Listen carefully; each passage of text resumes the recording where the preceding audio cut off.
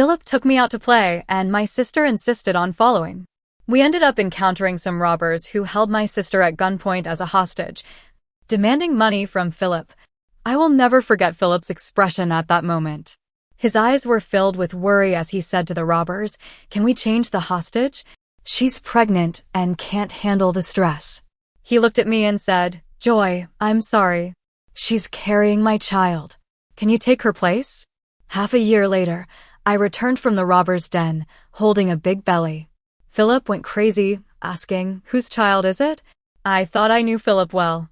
After all, we grew up together as childhood sweethearts. I never dreamed that one day he would say my 19-year-old sister was pregnant and asked me to take her place as a hostage. I looked at him, feeling like a fool, and asked the stupid question, "Whose child is my sister carrying?" Philip pursed his lips into a straight line, refusing to answer. The robbers laughed, saying, "It's obvious who it is." Lighting a cigarette, he pointed to Philip and said, "So who will be the hostage?" Philip turned his head away, refusing to look at me. I was shocked. I never imagined that the Philip the first knew so well, the one who treated me like a treasure and who never glanced at other women for my sake, would ask me to take the place of his pregnant sister. He looked at my sister with concern, telling her to be careful and not to harm the child. Then he looked at me and said, "Joy, I will definitely get you out. Endure for now. The child is innocent." Finally, he told the robbers, "Let her be the hostage, and I will leave with another. Otherwise, I won't give you a single penny." Tears blurred my vision.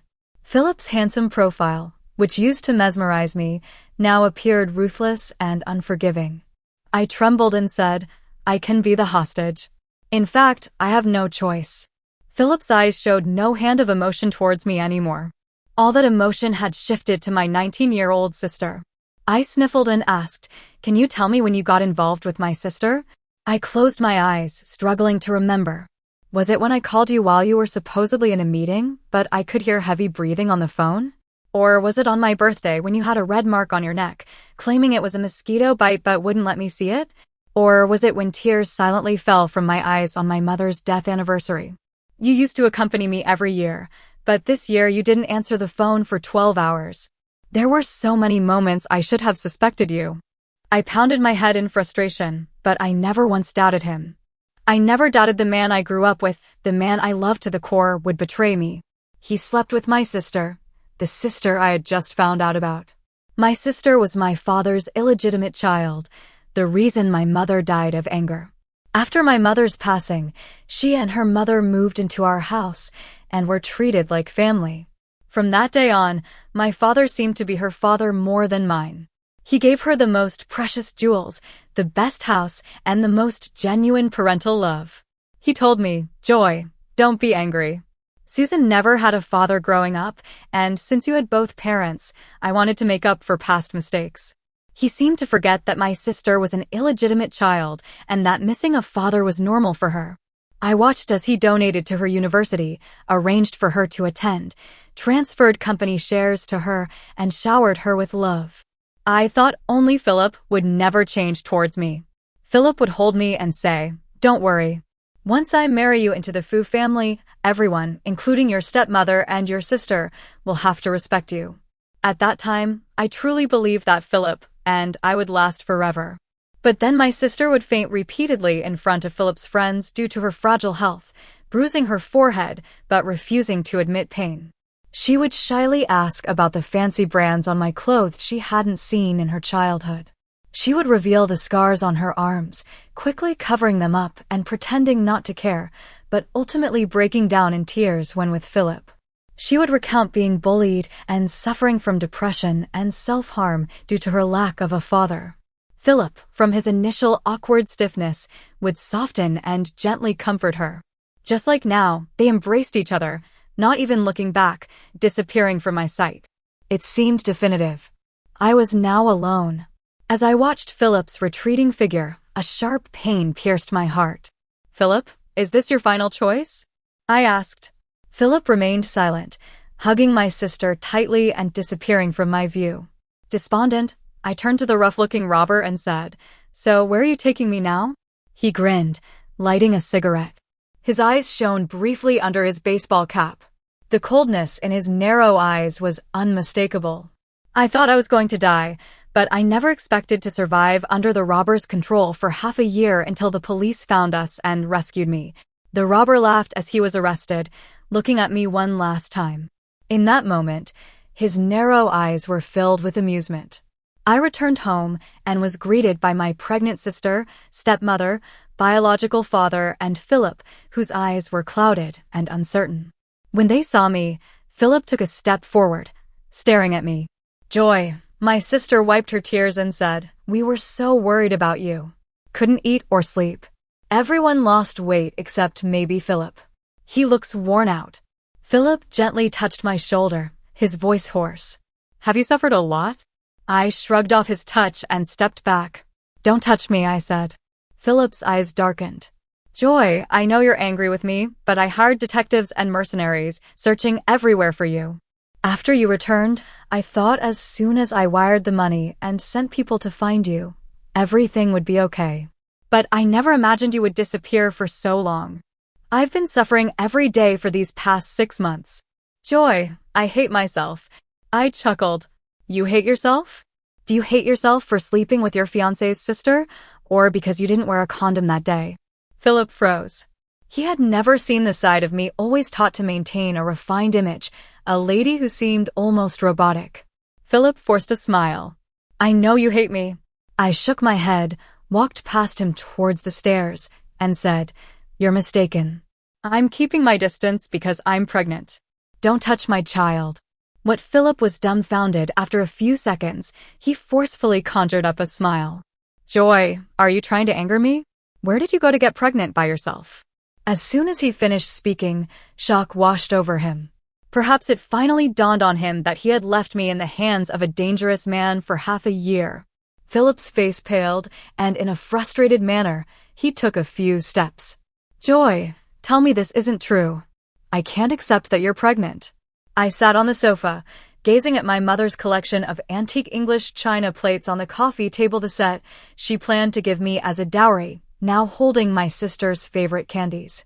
I chuckled. "Why are you so surprised? Didn't you know the consequences when you turned your back on me? You can't accept my pregnancy? Well, I wonder how you felt when Susan got pregnant." I raised my hand, emptied the candies into the trash, grabbed the plate, and went upstairs, saying, "Don't touch my mother's things. Better not touch anything." As I ascended the stairs, my father finally reacted. "Wait, explain yourself. How did you get pregnant?" My stepmother chimed in, "Yes, a plate isn't worth much. Set it down and explain the child in your belly." I halted, turned around, and explained to them, "It's the child of me and the robber, who else could it be?" I then pointed at my sister. "Can't her child remain ambiguous while mine needs an explanation?" My sister touched her belly, saying, "Sister, it was an impulse between me and Philip back then. We didn't plan for it, but it happened. There's nothing we can do now." She looked at the plate in my hands, a hint of resentment in her eyes, as if I had taken something from her. "At least my child has innocent parents. Your child, who is the father," she sneered. I smiled at my sister. "The father of my child is the best man in the world." Suddenly, the sound of something shattering filled the room. It was Philip, accidentally knocking over a tea table and breaking a cup. His face drained of color as he looked at me. Silently, I used to claim Philip was the best man in the world. From childhood to adulthood, but Philip had thrown me into the abyss. Now that I had climbed out of that abyss, my heart had replaced him with another man. Philip began to look lost. I couldn't understand. "Isn't all of this because of you?" I went upstairs to my bedroom, and when I pushed open the door, I almost thought I had walked into the wrong room. The room was filled with shades of pink bed sheets, curtains, lampshades, and dressing table. Pink, a color I would never use for decoration, now overwhelmed my bedroom. This was no longer my room. This was my younger sister's room, as only she would love the color pink so much. I sighed. When my mom passed away, within 3 days her bedroom had been completely redecorated in orange, which was my stepmother's favorite color. Even the nanny who had raised me since childhood was let go by my stepmother. Now, history was repeating itself, and I had nowhere to live. My sister followed me inside and said, I need sunlight after getting pregnant, so I'll be staying in your room. Do you want me to move back? My dad shrugged off. Why bother about this between sisters? Let her stay in your room. I closed the bedroom door. I can't stay here. I'll vomit if I see disgusting things. I turned around and walked back downstairs. I'll stay at a hotel. My dad was taken aback. In the past, I would have never defied him this way. I would have just cried silently. My sister choked up. Sister, I said I can move back if you don't like it. I furrowed my brow, paused, and said, then move. Can't you see how much I dislike it? She froze, tears trickling down her face. I made a gesture. You move. I'll wait here. I used to have a good temper, never losing my temper with anyone, thinking it was proper etiquette. But someone once told me that being too accommodating was a form of indulgence, letting others walk all over you. That person was William. He had once touched my hair, saying, promise me, never let anyone bully you again. All right, I had promised him. So here I was, standing in the hallway, staring at my sister with tearful eyes, listening to her sobs without saying a word. She said she would make room for me. Unfortunately, before she could act, my father intervened. Your sister has been staying in this room for so long. It's too much trouble to rearrange everything. Go sleep in your sister's room. I looked at where he pointed my sister's old room. There hung a large picture of her and Philip on the bedside, and on the wall were my dad and stepmother's wedding photo. To stay in that room and face those two pictures day and night would have driven me insane. With my previous temperament, I looked at my somewhat unfamiliar father. He had once lifted me like a little princess and said I was his everything. But unfortunately, love and a family could change without warning. I turned around and went back downstairs. I'm staying at a hotel. My dad called after me, you haven't figured out what to do with the baby in your belly. Then I heard him scold me, it's just a room. Can't you let your sister have it? How were you taught by your mother, so petty? Scolding me was one thing, but why mention my mother? Bringing up my mother, who worked hard alongside him from nothing and endured difficult times, I turned back, squinted, and said, if I were you, I'd have your daughter pack her bags now. By noon tomorrow, she'll definitely be moving out. With that, I left the house a place that could no longer be called home. As I walked through the carved gate, footsteps followed behind me. It was Philip, catching up. He grabbed my arm. Is it worth leaving because of a room? I looked at him. What's it to you? What relation are you to me? Philip hesitated but still held onto my arm. Is the baby in your belly real? It's making me uncomfortable. I was irritated and took out the ultrasound report from my bag. Look for yourself. Quick. Look, and then I'm taking a taxi. Philip recoiled as if the paper was a wild beast. He gripped my arm tightly, causing me pain. I winced and pulled my arm away, keeping the report, and called for a cab. Philip's face turned pale as he stood beside me. Joy, how did this happen? You must be mistaken. Shaking my head, I interrupted him. I'm done with the drama. Raising my hand, I released his grip and asked, by what authority are you asking me to abort? Philip fell silent. I let go of his hand, closed the cab door, and left. I lay on the hotel's large bed, thinking about the room that had been taken from me. It was the best room in the entire village, with the best lighting and views. Every detail was a reflection of my mother's love for me. Now it had been snatched away. Looking out into the dark night, I remembered a story someone once told me. At night, it was the second night after being abandoned by Philip and taken by the kidnappers to the mountains. A man named William told me a story. He tossed me a chicken leg. Stop crying. It's just a man being stolen. I was in too much grief and forgot to be scared, blurting out, easy for you to say. Do you know how much pain I'm in? William laughed and sat next to me, lighting a cigarette. I haven't been stolen before, but once my meal was taken. He raised the chicken leg. I was homeless on the streets, hadn't eaten in a week. That chicken leg was given to me by a kind person, but it was stolen. If I didn't get it back, I would starve to death. In my first 23 years, I had never heard of such a life. I was shocked and stopped crying, listening to him quietly. I was afraid. I wasn't even an adult yet, and that homeless man was too big. I hadn't eaten in a week because everything I had was taken by him. I knew I couldn't beat him, but I didn't want to starve to death or be robbed again. So I jumped on him, clinging to his ear with all my might. Regardless of how he pushed me against the wall, hitting me until I saw stars, I bit him with one thought in mind: I have to survive. I was stunned, forgetting about Philip's matter, and asked him what happened then. William tore off a piece of chicken, chewed it slowly, and said with a smile, "Between the two of us, I survived." No one dared to take anything from me again. Taking a bite, I felt the already cold chicken leg in my hand. Now, after half a year, I was suddenly craving chicken legs. Before ordering takeout, I texted my dad, "Restore my bedroom to its original state by tomorrow noon, or I'll liquidate all of Mom's stocks within 2 seconds." My dad began calling me frantically. I ignored every call, put my phone on silent, ate the chicken leg, went to bed, and waited for the next day to inspect my bedroom. I had inherited all of my mom's shares. My dad had been in a frenzy, not coming home for several nights. But my mom had completed all the formalities before her departure. If I decided to cash in, it wouldn't bankrupt my dad's company, but the damage would take at least 5 years to recover from. My dad saw that I wasn't answering the phone and messaged me, "You used to be so obedient. Have you forgotten you're breaking your father's heart?"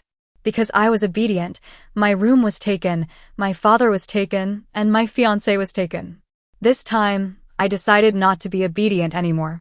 Seeing my lack of response, my dad sent multiple 60-second voice messages. I opened one, and it was my dad cursing furiously. I closed it, Googled how to liquidate shares, and sent a screenshot to my dad. He stopped cursing after a few seconds and messaged, "Come over tomorrow at noon." The next day, I got up early and went to see Aunt Mary. I hadn't seen Mary in a long time. She was a major shareholder in my father's company.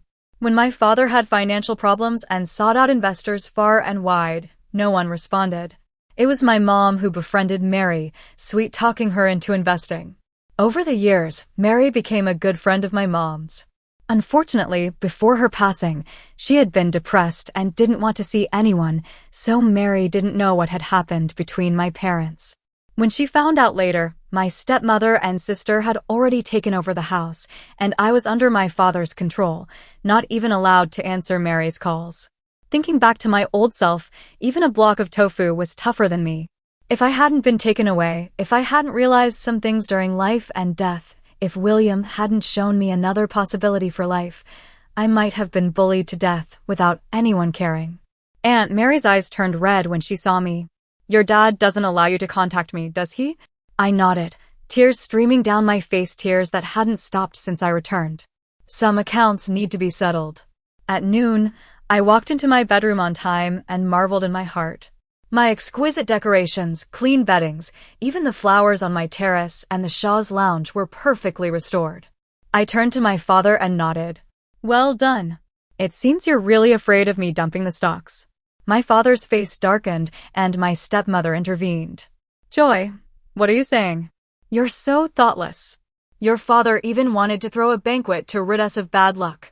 I was initially casually looking at my newly trimmed fingernails, but raised an eyebrow at the mention of a banquet. "A banquet? All right, I'd like to attend." I glanced at my father. "So you're throwing a banquet for me? No wonder you didn't even spare a glance at me after I came back from being kidnapped for half a year. It turns out you wanted to surprise me."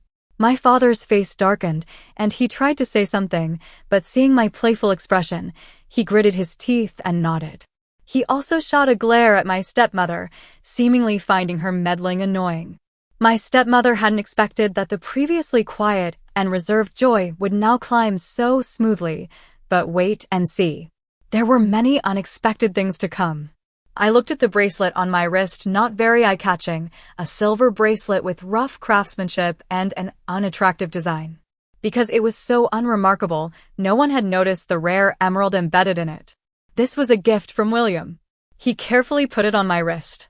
"Tomorrow, you will return to the sunlight. Struggle, fight, claw, bite, find ways to take back what's yours, then stand on top of them, looking down on them." He solemnly placed the bracelet, his father's life-saving item that he hadn't sold even when he was starving, on my hand. I touched the bracelet on my hand and urged my father, What's wrong, Dad? Don't know who to invite for the banquet? Let me help you think of some. I called Aunt Mary. Aunt Mary, my dad wants to throw a banquet for me. Can you help me think of who to invite, or could you directly invite them for me? The more people, the merrier to ward off bad luck. My father's face turned purple with anger. Joy, have you owned wings? Carrying a pregnancy without anyone knowing, yet you dare show your face. He pointed at my sister. Then how do you view my sister's stomach? My father couldn't say a word. My stepmother intervened again. The deed is done. It's pointless to dwell on it. It's better to accept reality, let go of grudges, and wish your sister well. After all, you two are siblings. I nodded with a smile. I didn't say I wouldn't accept it. I can give Philip to Susan as a gift. I don't want him, but the banquet must go on. My father looked at the phone in my hand with an open call page showing the name of a well-known securities broker in the city, Aunt Mary's good friend who particularly excelled in stock cashing out. He nodded disapprovingly. I had achieved my goal and didn't want to stay with them any longer, so I locked the bedroom and went downstairs. My sister followed behind me, previously silent with a resentful look in her eyes. But as we got closer to the first floor, she suddenly asked me, Sister, is it true that you don't want Philip anymore and will give him to me? I waved my hand as if shooing away a fly. Who would cling to rubbish like that? If you want him, of course I'll give him to you. You two are a perfect match. As the words left my mouth, I heard a cough. Philip was standing downstairs, tall and proud, but unable to hide the pain on his face. The banquet was attended by many people, the cream of the crop in the city's business and social scenes were invited by Aunt Mary. The grandeur of my sister's 19th birthday party thrown by my father was well known. People from half the commercial district in town came with champagne towers, cake towers, and diamond car keys gifted by my father on the spot. Now my banquet was even more grandiose. Aunt Mary recommended a party planning team to my father, renowned for their luxurious style. I knew my father was feeling the pinch. He didn't hesitate to spend the money on my sister, but for me, it was a different story. Nevertheless, I held on to the shares and demanded the outfitting fee from my father, arranging for top-tier haute couture dresses and jewelry. On the day of the banquet, in my gold fishtail gown, top-quality sapphire necklace and earrings, hair styled in vintage waves, and fiery red lips, as I stepped out, the entire room fell silent for a moment, followed by whispers. Is Joy really that beautiful? No one ever mentioned Joy before. Susan's beauty can only be considered second-rate. Joy is truly stunning. Amidst the low murmurs, I walked up to Philip. He looked at me quietly, a hint of astonishment in his eyes. Joy, I never knew you had this side, he said, gazing at my red lips and murmuring softly. I smiled and reached up my hand to him. Shall we dance to open the floor? Philip's eyes lit up with surprise. Of course. My sister bit her lip, whispering softly, Philip, I'm feeling a bit unwell. But Philip didn't hear her. A man who would sacrifice his fiancée's life before a gun couldn't guarantee that he wouldn't think of his not-so-fresh mistress under the allure of beauty. He held me as we entered the dance floor, moving to the music. Joy, I miss holding you, Philip murmured in my ear. I smiled, making a hushing gesture with my lips, and we twirled on the dance floor. His eyes gradually filled with confusion. This was the man I had loved for so long. I leaned on his shoulder and said, Could you tell me about the investments in the south of the city? I'm on my own now, as you know. They say there's no harm in relying on oneself. If I can make money on my own. Philip laughed and said in my ear, Sure, you can learn whatever you want, as long as you're still willing to smile at me. As the song ended, Philip and I released each other and left the dance floor. My sister's eyes reddened as she watched, looking at Philip with pleading eyes. But unfortunately, Philip never turned to her because Aunt Mary tapped the wine glass. Everyone, I have a request, more like a decision that I'd like to announce on this occasion, she said, pointing at me. This is the daughter of an old friend of mine. I and other shareholders have seen her grow up, and I had a good relationship with her mother. Today, after discussing it, we as shareholders are suggesting her entry into the company's management to learn. If she is to inherit the family business in the future, we are confident. The whole room was stunned. I smiled, walked up to Aunt Mary, thanked her, and then, towering above, looked at my father's confusion and my sister's resentment. When my sister wanted to enter the company before, she didn't want to start from the bottom and wanted to be directly appointed as the general manager. But Aunt Mary and the shareholders stopped her. Aunt Mary said she was uncomfortable with such a person entering the management level. But now, this unfavored daughter of mine was being strongly recommended by her. I looked at my angry stepmother and biological mother's eyes, giving them an even more radiant smile. I had no choice. Who made my father penniless? It was my mother who struggled with him. Those shares my mother held could truly hurt his pride. The relationships my mother maintained on his behalf also had intimidating power over him. It was a pity that, like my mother, I had never thought I could leverage my resources in this way before. The banquet hall played melodious music, and amidst my father's anger, I laughed freely, danced, and socialized without reservation, doing things that the previous introverted Joy would never have done. I became the most stunning presence of the evening, captivating Philip's attention. My sister was trembling with anger, constantly complaining to my father and shedding tears. But after a chat with my father, he nodded, pushing my sister aside. As I gazed across the dance floor at the commotion, I raised my glass to my sister and took a sip of the grape juice. My sister stared at me for a moment, then suddenly walked towards me. When she reached me, she slipped, bumping into me. I stumbled for a moment, and my sister cried out, "I'm sorry, sister. I didn't mean to. Is the baby in your belly okay?" The first 3 months are the most critical. The banquet hall fell silent. People were talking and speculating. Is Joy pregnant? Whose child is it? I didn't know, but she did disappear for half a year. Was this half year for pregnancy? Why haven't we heard of her getting married? I shrugged, listening to the idle chatter as a form of boredom. But in my heart, I thought of the father of my child with those shrewd, bright eyes. Back then, I cried every day, almost blinding myself with tears. At first, William would sternly tell me not to cry, but eventually, I realized he wouldn't harm me and cried louder. William handed me tissues helplessly. After a while, he scratched his head and said, "What if I take you back? The ransom is in, after all." I shook my head. I wasn't crying because I was being forced to go back with William. I cried because I truly had no home. My mother was gone, my father had become my sister's father, and Philip had become my sister's. I had no one close left. What's the point of being taken back? I had no home. I was a drifter everywhere. William watched me cry quietly, and after a while, he became curious. "You've reached this point. Why aren't you swearing or venting your anger?" I said through sobs, "A young lady should be well-mannered. Some words, regardless of the situation, should never be said." William was taken aback. After a while, he laughed. "Hardly. No wonder you've been left with nothing. Betrayed by your family, friends, and lover, not a single one remains by your side." I glared at him in anger, but he wiped away my tears and proceeded to tell me a story. The story was simple. It was about two good friends, one cultured and refined, the other cunning and flexible in his morals. The cultured friend used his patented technology to start a company and make money. He was willing to help his friend by sharing his success and earning together without any suspicion.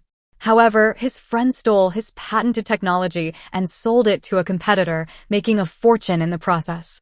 The cultured friend, who had always followed the rules and never expected anything other than fair competition in the world, was shocked and devastated by this betrayal.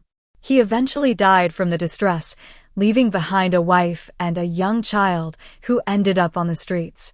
In contrast, the cunning friend thrived, engaging in affairs, getting rich, and relishing in his successful life. William handed me a tissue and asked, "Do you want to be the cultured one who dies, or do you want to fight back and live on? It's your choice. If you decide, I have time to spare and can teach you to pass the time." Clutching the tissue, I spent the night restless, pondering deeply. My mother was cultured, but it led to her demise. I was cultured, yet I was abandoned. The cultured man in the story even had his child suffer the consequences. At daybreak, with red eyes, I sought out William and declared, "I choose to fight back and live on. I want all the wrongdoers to face the consequences they deserve." As the banquet drew to a close, my father, sister, and stepmother couldn't muster a smile, but Philip kept his gaze fixed on me, observing me laugh and dance freely, engaging in conversations with various guests while holding a glass of grape juice. I became the absolute focus and queen of the entire banquet hall. As the event ended, before my sister could approach him, Philip came up to me and asked, "May I have the honor to escort you home?" Smiling amidst my sister's resentment, I nodded in agreement. The night air was slightly chilly, ruffling my hair as Philip looked at me intently. He opened the car door for me to step in. I remembered when we first met, he used to open the car door for me. However, as time passed, we never walked side by side. He always led the way while I followed behind. Not once did he open the car door for me. Sitting inside the car, I waved to my sister standing behind the car, advising her to head home early and take care not to catch a cold, considering her bigger belly. Philip silently glanced at me. After driving a few kilometers, he spoke. "I remember you used to depend on me a lot. Once, wealthy as I was, I clumsily learned to make bento boxes and carried them to Philip's company, offering him lovingly prepared meals. However, he coldly rejected me, stating, 'I don't wish to see you at work. It affects my efficiency.' This happened around the time my sister conceived. Every night, my sister was home. How did she get pregnant?" I looked at Philip's profile, still as sharp and firm as when he first rejected me. He continued, "I heard of a syndrome called Stockholm Syndrome, where hostages develop feelings for their captors. It's abnormal and sick. Joy, let me take you to see a doctor." His frantic attempts to find excuses convinced him that my feelings for William were not genuine, maintaining a smile as he observed his lips moving, his Adam's apple rolling. I refrained from arguing or agreeing. Deep within me, I knew the true sickness lay in committing adultery with a sister-in-law, pushing a fiancé into a dark abyss of the gun barrel, and mistreating the children left behind. With the car engulfed in deafening silence, Philip's eyes revealed profound anguish. I boldly declared, "I love him very much." The serene atmosphere shattered, and Philip's expression contorted in anguish, prompting him to plead, "Please don't say that, Joy." He rubbed his temples and sighed. "I've heard of this disease called Stockholm Syndrome, where hostages develop feelings for their captors. It's abnormal and sick. Joy, I'll take you to see a doctor." He desperately rationalized that my affection for William was a result of illness rather than genuine love. As time passed, I engaged more frequently in business meetings with Philip, discussing projects together. Despite objections from my father, stepmother, and sister, Philip was willing to collaborate. Philip specifically requested my involvement in projects, leaving my father no choice but to begrudgingly accept. He privately expressed, "Daughter, I know you've been through a lot from being kidnapped to pregnant. You're still the obedient child, aren't you?" Standing up, I whispered in my father's ear, "Not anymore. The more honest one is, the more resolute and irreversible the change. Hence the saying, don't provoke an honest person." Unfortunately, my father failed to grasp this concept. With frequent visits to Philip's office, late-night project discussions, and casual conversations, my sister, once understanding, reached her breaking point.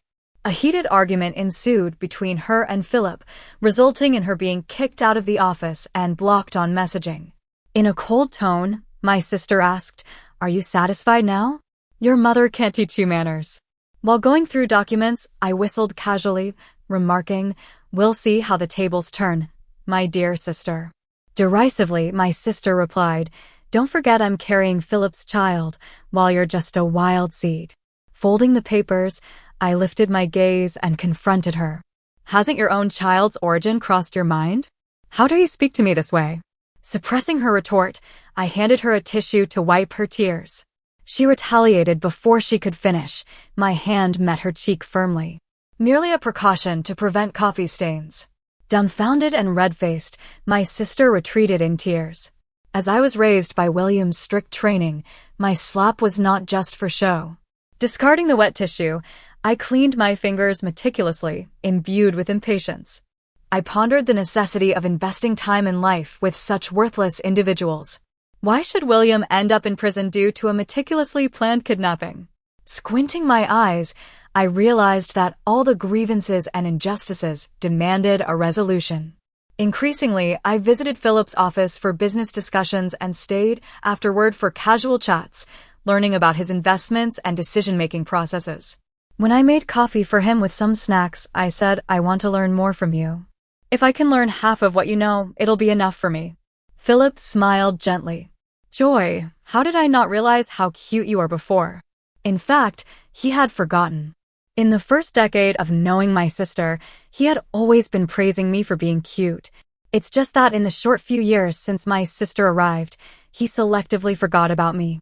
I had become a hostage, no longer the girl he swore to cherish.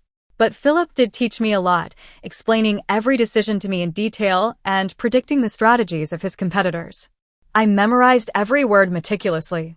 In the eyes of others, it seemed like Philip and I were reconciling. This made my sister and stepmother anxious. But to my surprise, my dad didn't help my sister for once. I think it's because Philip offered 2 projects that silenced my dad. As long as there was money to be made, even if Philip was tiptoeing between his 2 daughters, he could still rest easy while cashing in. The intimacy between Philip and me continued for a week. One day, he called me to a private hospital. I thought he was sick and wanted me to visit. Reluctantly, I asked my secretary to arrange a bouquet of flowers to take along. But when I got there, I realized Philip had asked me to come to the atrium's room. Of course, I didn't think Philip was kind enough to take me for a checkup. I took a step back, throwing the flowers on the ground. "What do you want, Philip?" His eyes showed a sense of fanaticism. "Joy, I want to reclaim you. I don't want us to continue in this ambiguous state." He looked at my slightly bulging belly. "I want you to belong to me again." Although I had been disappointed in Philip before, I never thought I could be even more disappointed in him. I touched my belly and said, "So you want to harm my child?" Without even greeting me, "Do you want to act first?" Philip's lips trembled. "Joy, I can't bear to see you with Stockholm Syndrome, not knowing your true feelings. I've arranged a psychologist for you, but the child has to be aborted first." He comforted me. "In the future, I will have a better child with you than this one." I covered my mouth. My child had been considerate since I got pregnant. I had never experienced morning sickness, but now even my unborn child seemed disgusted. I covered my mouth and ran out, struggling not to vomit. But Philip stood in my way. "Joy, go through with the procedure and then leave. If you want a child, I can give you one. Let's abort this criminal's child." I studied my breathing, restraining the urge to vomit. I desperately told my child in my belly, "Baby, wait a moment. Mommy has to deal with something first." My hand clenched into a fist, quickly calculating in my mind. The plan was almost complete. I didn't need to continue. I faced Philip and asked seriously, "Who gave you the right to say my partner is a criminal?" Philip opened his mouth, but before he could speak, I punched him in the face. Blood trickled from his nose as he looked at me in astonishment. "Joy," I continued, asking, "and who gave you the right to say my child is a criminal's offspring?" I struck him with another punch, but this time Philip, who had practiced martial arts since childhood, managed to evade it. I grabbed his tie, wiped the blood from my knuckles, and said, "Philip, think twice before you speak. Don't be too confident. You're not money. Why should I like you?" Philip pursed his lips, his mouth slightly drooping, his voice hoarse. "Joy, what devil are you possessed by? You'd rather bear a criminal's child than give me a chance. I'm too lazy to give you a chance. Soon, you'll regret provoking me." Walking out of the hospital, I decided to tie up loose ends. I drove home, went into my dad's study, and removed the listening devices hidden under the desk. Then I went to the company, using my managerial position to smoothly access my dad's office, and during his meeting, skillfully removed the listening devices hidden under his desk. The next day, I didn't go to the company or back home, but went to a hotel. I spent 2 days liquidating all of my mom's stocks. On the 5th day, Aunt Mary withdrew her investment, and my dad's company immediately faced a crisis. My dad started frantically calling and messaging me. He recalled our childhood memories, sending me a picture of us picnicking together. In the photo, my dad kissed my face, showing how close we used to be. But my dad forgot it was my mom who took that photo. Looking at it, all I could think of was my mom. I wondered if my mom could have met someone like her own William back then and not ended up dead. Unfortunately, there are no ifs in this world, only regrets. I sighed, took the listening devices, and started organizing all the audio recordings of my dad and the company at home. I selected the most important ones and posted them online. The next day, the company was infamous nationwide. A certain company's president was exposed for tax evasion, illegal fundraising, and bribery, becoming the top trending topic of the day. The company's stock plummeted, shareholders demanded answers from my dad, and he was devastated. He sent me a message. "You are so unfilial. Aren't you afraid of retribution?" I smiled and replied, "You're not afraid of retribution, so why should I be? There's no reason for God to spare someone like you who drove your wife to despair and your friends to death while coming after me. Isn't that right, my dear father?" To make sure my dad understood, I added, "By the way, Jack sends his regards from heaven." "Dad, how do you know Jack?" "How do I know?" I lowered my head, caressed my slightly bulging belly, and smiled. "He is the grandfather of my child, who never had the chance to meet him. He is William, the cultured and profound man whose invention was stolen by a friend and led to his death." My dad was arrested. My stepmother was involved in the crimes and was also arrested. The company couldn't sustain itself and declared bankruptcy, using all the real estate properties to repay debts. My pregnant sister was kicked out of the villa, crying as she went to find Philip, but Philip only gave her money to stay in a hotel. He didn't even let her stay at his place. He called me, "Joy, I know you must be going through a tough time right now. Don't worry. I'll take care of it." At that moment, I was negotiating with Philip's biggest rival in a coffee shop. I held a pile of documents containing all of Philip's trade secrets and core business information. Upon receiving his call, I smiled and thanked him. I replied very cheerfully, "Thank you. Take care of yourself first." 3 days later, a major deal of Philip's was intercepted. A week later, his biggest business partner was poached. 3 months later, Philip's company was besieged by several competitors. Some gray news about his business started to spread, causing a stir, and banks began to withhold loans. Philip was too preoccupied to bother with me. It was only one late night when Philip called me, his voice full of weariness. Susan gave birth. I fell silent for a moment and then congratulated him. Memories seemed to drift back to that afternoon when Philip announced Susan's pregnancy, making me a hostage. But the pain from back then was no longer there, replaced by a sense of luck. I felt lucky to have been a hostage for Susan, and Susan returning the favor by giving birth to Philip's child. Lucky that my child belonged to William.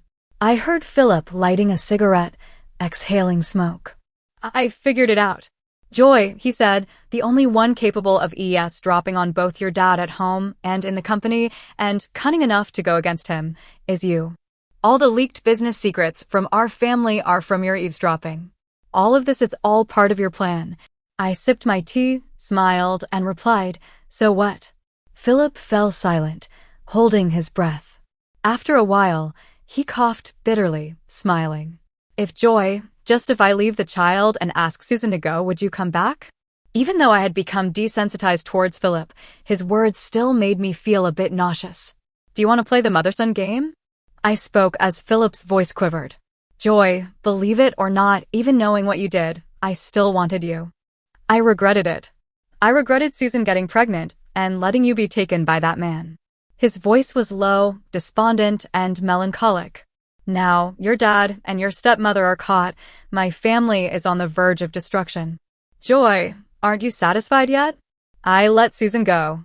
"Can we start over?" I asked him in return, "Have my atonements not been enough to please you?" I swallowed my coffee, gazing at the city lights outside. Just one more year until William would be released. William and I would then have our own comforting light in the city. Envisioning the future, my mood lifted. Smiling, I said to Philip word by word, "But Philip, you're not even worthy to shine my partner's shoes." After hanging up the phone, I stood by the window, looking at the night sky, took a deep breath. All the grudges would end here. For the rest of my life, I had William. A year later, 2 significant events occurred. My daughter was born and William was released. When my daughter was born, Philip received the news after my family's villa was repossessed and bought back by me. I transformed it all into the style my mom had originally designed. It is now where my daughter and I reside. I carried my daughter home, and as I got off the car, I saw Philip's car. Philip was almost starting over. His previous glory had faded, and he had fallen on hard times, but he still had capability, and his business was slowly recovering. My sister had a child, but she didn't become Philip's wife as intended. She kept pushing for marriage every now and then, but Philip never agreed. My sister, worn down by the pressure, had lost her tenderness, and they argued endlessly every day, causing the child to cry loudly during the day. Philip had to navigate through the storm, trying to save his business, and at night, he had to battle with my sister. When we met again, he looked much more haggard. Seeing the child in my arms, his eyes dimmed, and he forced out a bitter smile. Even if he went to jail, I still had to bear him a child. He lowered his head. Now, I believe you really loved him. I was in a rush to take my daughter home, so I just replied to him, yes. Philip smiled bitterly again. It was a smile mixed with bitterness and desolation. Seeing that I was about to close the door, he suddenly asked me, or maybe he was asking himself, if back then I hadn't been obsessed with that feeling of novelty, would this child be ours now? I shook my head.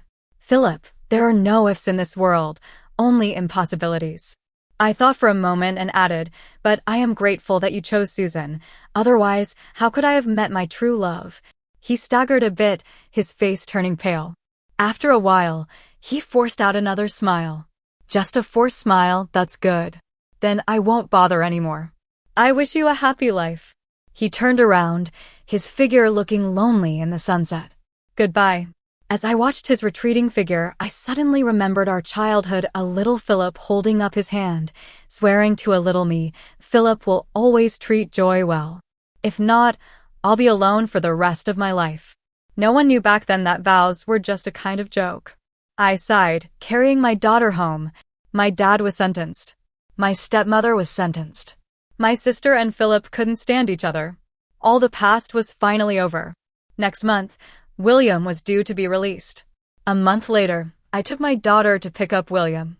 He hugged our daughter, blinked at me as if trying to smile, but the next moment he suddenly started crying, holding us tightly. I hugged him back, tears wetting his shoulder. No, I finally had a family again. My name is William. Raised on the streets, everyone said I was frighteningly cruel, but they didn't know that if I wasn't, I would have died in that showdown over a chicken leg when I was 9. Because I was ruthless, I became the top of the street food chain. Because I was ruthless during my mercenary career as an adult, I escaped death countless times and rose from a lone mercenary to the top echelons of a mercenary group in West Asia. At the age of 26, I finally established my foothold in this world. I watched the news from my home country and saw the man who had cheated my father, now a respected SEO. I thought it was time for me to get revenge. After returning home, I met with friends from the streets. He didn't make it out, still engaged in illicit activities. Recently, he took on a job to help an AIS fake a kidnapping. It was said that this AIS seduced her sister's husband, got pregnant, but the husband refused to acknowledge it. In her scheme to test her brother-in-law's intentions, she decided on the fake kidnapping plan. I raised an eyebrow upon seeing the employer's name. Interesting, the daughter of that SE. Armed with a fake gun, I went for it. For a group of people who had never been on the battlefield, a replica gun was more than enough. While they played their childish emotional games, I fought bloody battles. The stark contrast in our destinies was all because of their ungrateful father. I held no sympathy for them, especially the man engaged to one sister but sleeping with the other, then using his former fiancée as a shield to protect the unborn child. The elder sister was a bit naive at such a juncture. She was still asking whose child it was. I almost laughed and couldn't resist interjecting. I can tell whose it is. She stood there, her eyes dark and watery, shimmering with uncertainty and pain. Watching the man walk away with the younger sister, her beautiful eyes dimmed instantly. The sun was setting, the sky gradually darkening. Sunlight reflecting in her eyes filled with despairing gloominess. In that moment, I distinctly felt my heart flutter. I remembered when my father passed away and my mother left me without looking back. I was just like her, standing under the setting sun, engulfed in despair, but holding back my trembling. I recalled the results of my investigation. That man swindled my father's patent, had an affair within 2 years, and had a child after making it big. He successfully brought his mistress and illegitimate daughter into the picture, angering his original wife and leaving a daughter unattended. Seeing the girl overwhelmed by despair in front of me, listening to my heartbeat quicken, I decided to give her a choice. She could choose to endure all this numbly, becoming the sacrificial lamb of the family.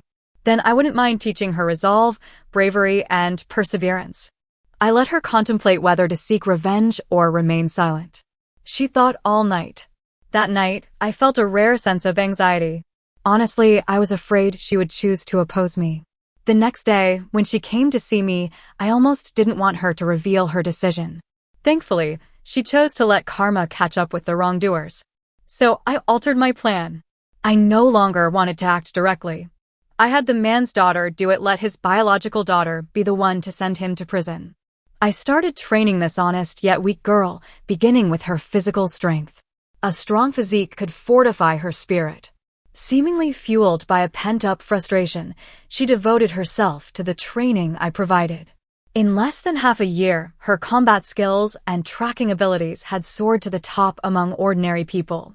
She could hunt, kill, and endure, with blood splattered across her face without a hint of emotion. I firmly believe that more than love, hatred could transform a person. In idle moments, I often found myself staring at her silhouette. There were those few moments when I suddenly didn't want to return home, even though that was where I had fought so hard for a few days. Her smiling face in a wedding dress kept recurring in my dreams. Upon waking, a clear voice in my mind said, "William, you're done for. You've fallen into it." Yet another voice argued, "William, you're a mercenary raised on the streets. What right do you have to yearn for such beauty?" Every day, these conflicting voices pulled at my heart, leaving me restless. At times, I began to avoid her, but I realized I couldn't escape. I would hear her cry in her dreams, leap up, and rush to hold her, filled with heartache. My girl, what kind of pain has she endured?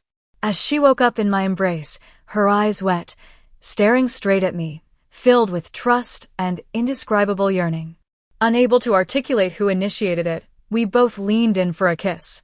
From that day on, I had a family, someone to love. I contemplated how I could authentically stay by my girl's side. I concluded my overseas business, transferred a considerable sum of savings back home, and then turned myself in. I hadn't harmed anyone, and I returned a ransom to Philip. Joy insisted that it was all part of a prank orchestrated between me and him. My dedicated lawyer managed to secure a 1-year sentence for me. After a year, I could stand under the sunlight, hand in hand with my girl for the rest of our lives. During that year, I allowed her to seek vengeance independently. I stationed 2 of my men in the shadows to protect her, but to my pride, she didn't need their assistance. Throughout, she handled everything by herself and exacted her revenge. Soon enough, the year passed, and on the day of my release, Joy was waiting for me at the prison gate, clad in a sky-blue dress, her face bare and radiant, her long hair cascading. In her arms, she held a chubby baby with big, bright eyes fixed on me. As I came out, Joy handed the baby to me. "Your daughter," she said. I could hardly put into words how I felt at that moment. Despite being in my 20s, I had spent over a decade in the harrowing streets, never daring to dream of having a family. I didn't dare to reminisce about even my deceased family members, fearing it might cloud my vision and prevent me from discerning the looming danger. That day, under the clear blue sky and warm sunlight, my beloved girl held our daughter, smiling at me as if all the hardships we endured were just a dream.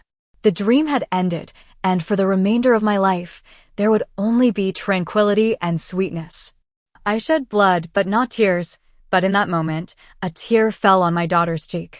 Cradling Joy with one hand and our daughter with the other, we walked towards our own sunshine. After twists and turns and numerous hardships, fate had finally given me a piece of candy, hadn't it?